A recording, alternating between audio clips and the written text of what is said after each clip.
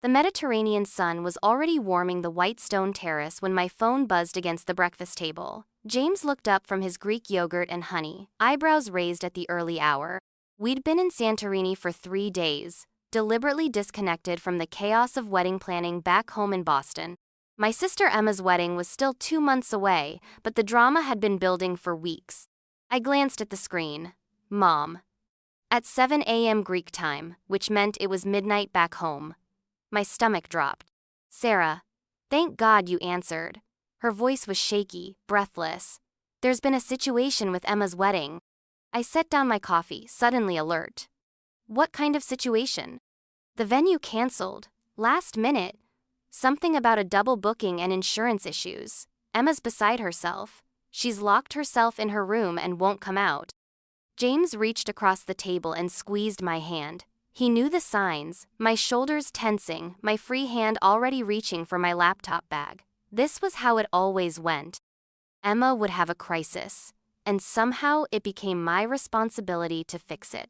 What about the wedding planner? Isn't this exactly what we're paying her for? Mom's silence stretched too long. Emma fired her last week, said she wasn't listening to her vision. Of course she did. Emma had fired 3 wedding planners in 6 months. Each time, she'd called me in tears, begging me to help her find a new one. Each time, I'd spent hours on the phone with vendors, smoothing over relationships she'd burned. Mom, I'm on vacation, remember? The one James and I planned 6 months ago? The one where I specifically said I wouldn't be available for wedding emergencies? I know, sweetheart, but you're the only one who can handle this. You know how Emma gets when she's stressed. And David's parents are already asking questions about whether the wedding will even happen. David. Emma's fiancé of 2 years, a quiet accountant who seemed perpetually overwhelmed by my sister's theatrical approach to life. I actually liked him, which made watching Emma steamroll him even more uncomfortable. What exactly do you want me to do from Greece, Mom? Could you just make some calls? You have all those connections from when you worked in event planning. Remember that contact at the Fairmont? Or what about that lovely woman from the charity gala you organized? I closed my eyes, feeling the familiar weight settling on my shoulders, the same weight I'd been carrying since we were kids. Emma would break something, and I would fix it. Emma would make a mess, and I would clean it up. Emma would have a dream, and I would make it come true. I'll see what I can do, I heard myself saying. Oh, thank you, Sarah. I knew we could count on you. Emma will be so relieved. After I hung up, James studied my face across the table. Let me guess. Emergency Sarah deployment? I tried to smile. It's not that bad, just a venue issue. On day 3 of our first real vacation in 2 years. I know, I'm sorry, I'll just make a few calls and… Sarah. His voice was gentle but firm. You don't have to apologize to me. But maybe you should think about why you're apologizing for your sister's problems. I stared out at the endless blue of the Aegean, trying to push down the familiar knot of resentment. James was right, but acknowledging it felt like betrayal. Emma was my little sister. She needed me. But as I spent the next 4 hours on the phone with vendors, negotiating last-minute bookings and smoothing over Emma's reputation, I couldn't shake the feeling that something fundamental was broken in our family dynamic. The breakthrough came from an unexpected source. Marcus Rivera, the event coordinator at the Harbor Club, had worked with me on 3 different charity events. He was professional, creative, and most importantly, available. Sarah, I've got to be honest, he said after I explained the situation. Your sister's reputation precedes her. She's burned bridges with half the vendors in Boston. But I like you and I owe you for that autism awareness fundraiser. I'll make it work, but there are conditions. Name them. She signs a contract with specific terms about vendor treatment and change requests. No last-minute firings, no screaming matches with the florist, no rewriting the timeline 3 days before the event. And, he paused. You're the point of contact, not her. I should have felt victorious. Instead, I felt exhausted. Even when I solved Emma's problems, I somehow ended up with more responsibility. When I called Mom back with the good news, her relief was palpable. Oh, Sarah, you're a miracle worker. Emma's going to be so happy. How did you manage it? I explained the arrangements, watching James pack our beach bag for a sunset hike we'd planned. He moved quietly, efficiently, not pushing but clearly hoping we could salvage some of our vacation. "That sounds perfect," Mom said. "Emma will love having you handle the coordination. You're so much better at these details anyway." "Mom, I just spent my vacation fixing a problem that shouldn't have existed. Emma created this mess by firing her wedding planner. I shouldn't have to." "Sarah, please don't start this now. Emma's been under so much stress with the wedding and work. She just needs support, not criticism." The pattern was so familiar I could recite it in my sleep. Emma acts out, creates chaos, hurts people. I clean up the mess. Anyone who questions this arrangement gets labeled as unsupportive or jealous. "I need to go, Mom. James and I have plans." "Of course, sweetheart. Enjoy your vacation. And thank you again. You're such a good sister." I hung up and stared at the phone. A good sister. The phrase that had defined my entire relationship with my family. Be a good sister. Help Emma. Don't rock the boat. Make things smooth.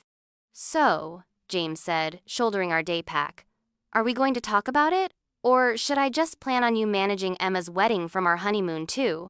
The question hit harder than intended. Our own wedding was 8 months away, and so far it had been refreshingly drama-free. Small guest list, simple ceremony, focus on celebration rather than spectacle. Emma had made several comments about how low-key our approach was, with a tone that suggested she found it disappointing. "That's not fair," I said, but without much conviction. "Isn't it, Sarah? You just spent 4 hours of our vacation solving a problem your 29-year-old sister created by throwing a tantrum. When does it end?" We walked the cliff path in tense silence, the beauty of the landscape somehow making the conversation feel more urgent. This place was supposed to be ours, our time, our space to connect before the craziness of our own wedding planning began. Instead, we were having the same fight we'd been having for months. "She's family, James. I can't just abandon her." "No one's asking you to abandon her, but there's a difference between supporting someone and enabling them." I knew he was right. Deep down, I'd known for years, but admitting it felt like acknowledging that everything I'd built my identity around was wrong. I was the responsible one, the problem solver, the sister who could handle anything. Without that, who was I? That night, as we sat on our balcony sharing a bottle of wine and watching the lights flicker across the water, James brought it up again. "Tell me about the last time Emma helped you with something. Really helped, not just showed up for the good parts." I opened my mouth to respond and then closed it. I thought about my graduate school applications, which I'd handled alone while helping Emma through her college freshman meltdown. My father's death 3 years ago, when I'd managed the funeral arrangements while Emma stayed in bed too overwhelmed to function. My job loss last year, when Emma had listened for 5 minutes before launching into her own workplace drama. "That's different," I said finally. "I don't need help the way she does." "Why not?" "Because I'm stronger. I can handle things." "Or because you've never been allowed to be anything else." The words hung in the air between us. I wanted to argue, but the truth was sitting there like a physical weight. I had been the capable one for so long that everyone, including me, had forgotten I might sometimes need support too. My phone buzzed, a text from Emma. "Mom told me you saved the day again. You're literally the best sister in the world. Can you call Marcus tomorrow? I have some ideas about the ceremony space." I showed James the message. He read it and shook his head. "Not even a thank you for your vacation time. Just more requests." She said I was the best sister in the world. Sarah, when someone tells you you're the best right before asking for another favor, that's not gratitude, that's manipulation. I turned off my phone without responding to Emma's text. For the first time in years, her crisis would have to wait until I was ready to deal with it. The rest of our vacation was different. Without the constant interruptions and emergency calls, James and I remembered why we'd fallen in love. We talked about our future, our dreams, our own wedding plans. We made love in the afternoon without my phone buzzing on the nightstand. We had long dinners without me checking email between courses. It was the most relaxed I'd felt in years. On our last day, as we packed our bags, I made a decision. I called Marcus Rivera and established clear boundaries for my involvement in Emma's wedding coordination. I'll be the point of contact for emergencies only, I told him. Day-to-day decisions and changes go through Emma and David. I'm not the wedding planner, I'm just the backup plan. Marcus laughed. Good for you. Honestly, Sarah, you're too good at fixing other people's messes. Maybe it's time they learn to clean up their own. When we landed in Boston, I had 17 missed calls and 43 text messages, all from Emma and Mom. The crise du jour was the flower budget. Emma had decided she wanted white orchids instead of roses, but white orchids cost 3 times as much and would blow the budget. Instead of calling back immediately, I went home, unpacked, and had dinner with James. I put my phone in a drawer and didn't check it again until the next morning. The messages grew increasingly frantic over the 12-hour silence. By the final text, Emma was accusing me of abandoning her in her time of need. I called her back on my schedule, not hers. Emma, I got your messages. What's the actual emergency? Sarah, thank God. I've been trying to reach you for hours. The florist is being totally unreasonable about the orchid upgrade, and Mom thinks I should just stick with roses, but this is my wedding day and… What did David say? Silence. What? David, your fiancé, the person you're marrying. What did he say about the flower budget? He said we should probably stick to the original budget. But he doesn't understand how important the details are. You get it, right? I looked around my apartment, still peaceful from our week away.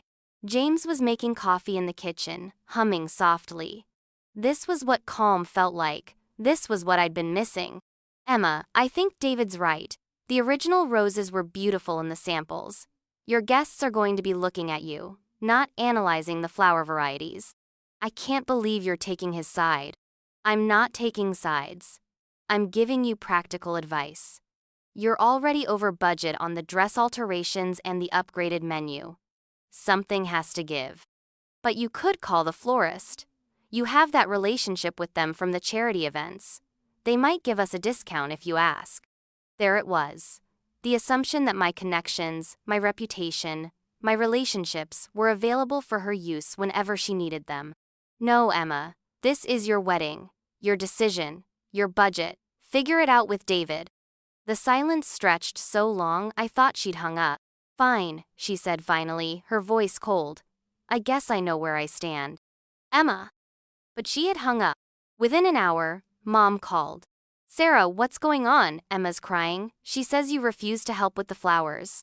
I told her to make a decision with David about their budget. That's not refusing to help. That's encouraging her to act like an adult.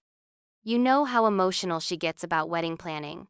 Can't you just make one phone call? For family? The phrase, for family, had been used to justify so many boundary violations over the years. Help Emma with her college essays for family. Cover Emma's rent when she overspent for family. Cancel my own plans to manage Emma's crises for family. Mom, I just spent my vacation fixing Emma's venue problem. I've been managing her wedding coordination for weeks. I'm not making vendor calls to negotiate prices she should have considered before making changes. Sarah, I'm disappointed in you. Emma needs support right now, not tough love. After I hung up, I sat in my living room feeling like I'd been hit by a truck. This was the cost of setting boundaries with my family. Immediate guilt, accusations of selfishness, emotional manipulation disguised as disappointment. James sat next to me on the couch. How do you feel? Terrible. Like I'm being cruel to people I love. And if you'd made the phone call? I thought about it honestly. Frustrated, resentful, like I was enabling behavior that hurts all of us in the long run. So terrible either way. Yeah. Then at least this way, you're terrible for the right reasons. Over the next few weeks, I maintained my boundaries, despite increasing pressure from my family. Emma solved the flower budget by choosing a middle option: white roses with orchid accents. She handled it fine without my intervention.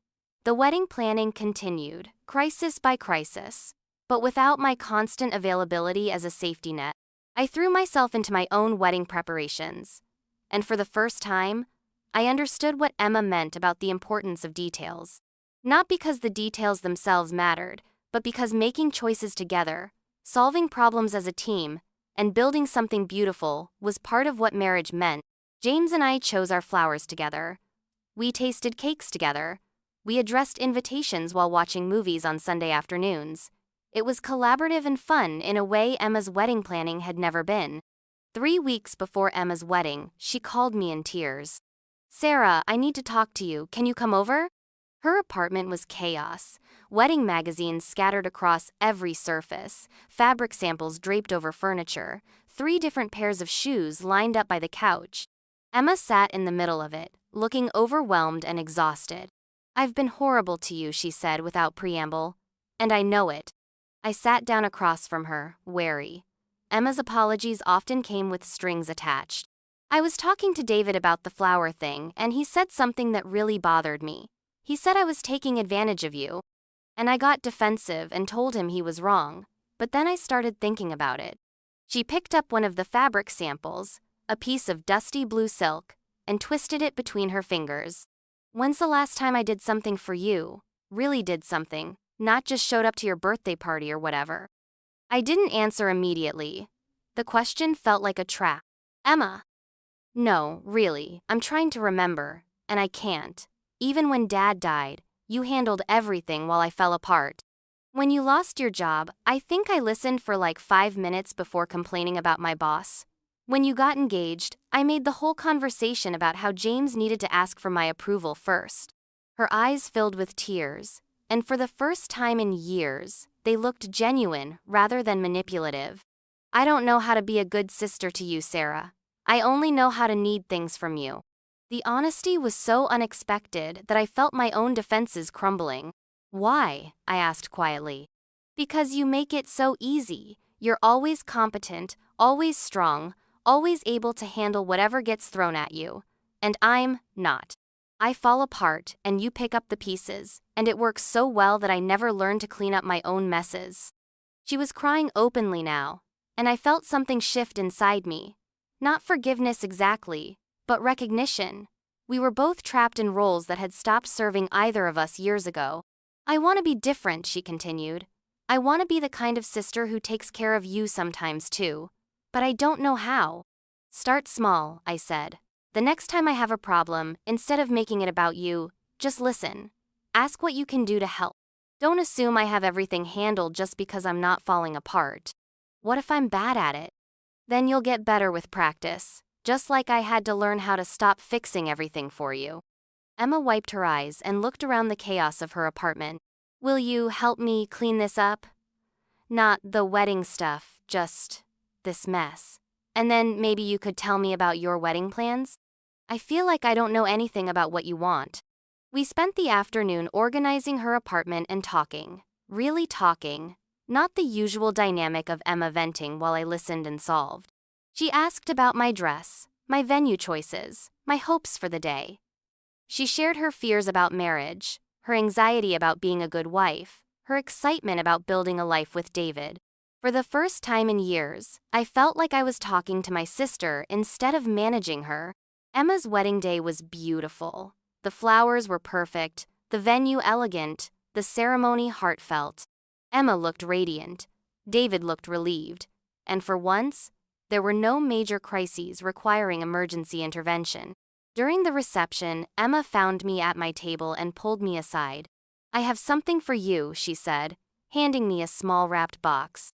Inside was a delicate silver bracelet with a single charm, a small anchor. "The card explains it," she said, looking nervous. I opened the envelope and read, "Sarah, you've been my anchor for so many years, keeping me steady when I wanted to drift away from responsibility. I'm ready to learn how to anchor myself now. Thank you for loving me enough to let me try. Your grateful sister, Emma." I looked up at her, tears in my eyes. "There's something else," she said. "I know your wedding is next month, and I want you to know I'm not going to create any drama that takes attention away from your day. I'm not going to have any crises that week. I'm going to show up and celebrate you the way you've celebrated me. Emma, you don't have to." "Yes, I do, it's time." As James and I drove home that night, I felt lighter than I had in years.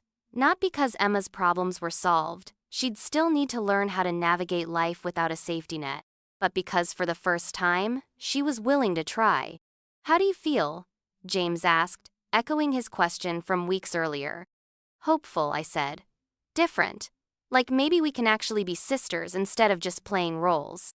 Our own wedding, a month later, was everything Emma's had been, and more. But the biggest difference wasn't in the decorations or the venue or the food. It was in the relationships. Emma showed up early to help with setup. She managed the gift table without being asked. When my dress strap broke 30 minutes before the ceremony, she calmly found safety pins and fixed it without drama. When the photographer wanted family photos, she made sure I was the center of attention, instead of inserting herself into every shot. During her maid of honor speech, she said something that made me cry. "Sarah taught me that love isn't just being there for the good times. It's showing up for the hard work too." She's been showing up for me my whole life, and I'm finally learning how to show up for her. Sarah and James, thank you for teaching all of us what partnership really looks like. After the reception, as James and I sat in our hotel room sharing leftover wedding cake, I thought about the journey that had brought us here. The boundaries I'd learned to set, the roles I'd learned to abandon, the relationship I'd fought to save by almost losing it. "No regrets?" James asked, reading my expression. "None," I said. "It was worth the fight." 6 months later, Emma called me on a Tuesday afternoon. For a split second, I felt my body tense, preparing for crisis management mode. Then I heard her voice. "Hey, Sarah. I just wanted to see how you were doing. No emergencies, no drama, just checking in." It was such a small thing, but it felt like everything. My sister, finally learning to be a sister instead of a crisis. "I'm good," I said, and meant it. Really good. The last time I checked Emma's social media, there was a photo from her anniversary dinner with David. The caption read, "1 year of marriage, still learning every day. Grateful for my husband and for family who love me enough to tell me the truth." She'd tagged me in the comments, "Especially grateful for the sister who taught me that love and boundaries can coexist." I liked the post and closed the app. Outside, James was grilling dinner on our apartment balcony, humming the same song he'd been humming since our Santorini vacation. The same song that had become the soundtrack to our new life, built on honesty instead of obligation.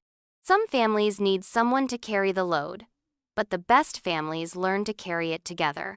If you've ever been the family member who fixes everyone else's problems, the one who keeps the peace at the cost of your own well-being, I want you to know, setting boundaries isn't selfish. Teaching people to solve their own problems isn't cruel, and sometimes the most loving thing you can do is refuse to enable behavior that hurts everyone involved. Emma and I are closer now than we ever were when I was managing her life. James and I built a marriage based on partnership rather than rescue dynamics. And I learned that being strong doesn't mean carrying everyone else's weight. It means knowing when to put it down. The real story isn't that my sister's wedding was chaos. It's that sometimes chaos is the price of change, and change is the price of authentic relationships. We paid it, and we're all better for it.